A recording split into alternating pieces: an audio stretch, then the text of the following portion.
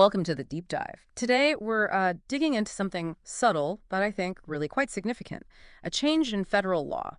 It affects how veterans and active duty service members show respect during, those big national moments. We've got a concise audio report straight from Washington as our source here, detailing a pretty recent legal tweak. Have you ever been at maybe a public event like a game or something, and the anthem starts, or the flag goes by, you see the uniform salute, naturally. But what about veterans or active duty folks just in, well, regular clothes? Right. There used to be a bit of maybe a confusing gap in how they could officially show respect. Okay, let's unpack this because there's a change here that might actually surprise you. It's interesting because this isn't brand new out of nowhere. It's really more of an evolution. Wow. There was the 2008 Defense Authorization Act. That's, the big bill that handles military funding and policy each year. Okay. And that act already said, yes, veterans and service members not in uniform could give a hand salute. So it started back then. It did. But here's the thing. That permission, it was only for when the flag was being raised or lowered or passing by in a parade. Just the flag itself. Exactly. The 2008 law, it explicitly did not mention saluting during the national anthem. Huh.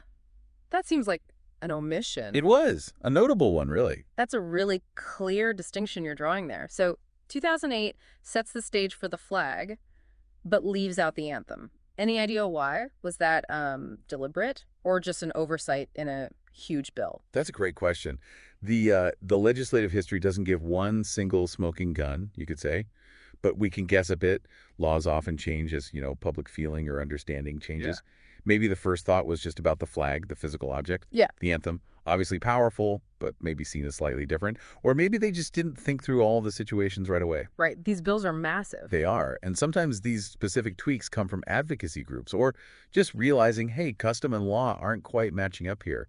It shows how laws can, thankfully, adapt. That idea of an evolving understanding that resonates. And so now this brings us to the key update from our source. It kicked in just last month.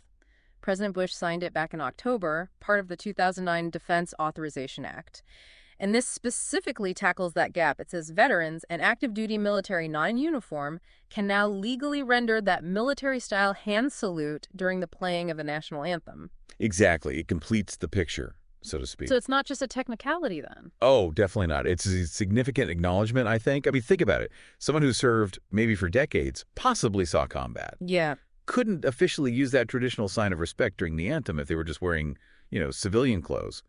This change gives them a clear, legally backed way to show that reverence. Removes any doubt they might have felt. Precisely. It aligns the law with what many probably felt was right anyway. Okay. So what does this all mean then, practically speaking, for you listening? We've seen this clear step-by-step change. 2008 opened the door for saluting the flag.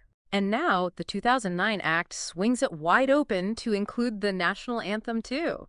So, bottom line, veterans, active duty, not in uniform, they can now legally salute during both flag ceremonies and the anthem. And if we connect this to the bigger picture, it's actually a neat little example of how laws aren't just static documents. They grow, they adapt, they expand to better reflect or acknowledge things like national service, public displays of respect. Yeah, dynamic nature. Right. And knowing these details, it's important, not just for service members or veterans, but for all of us, really.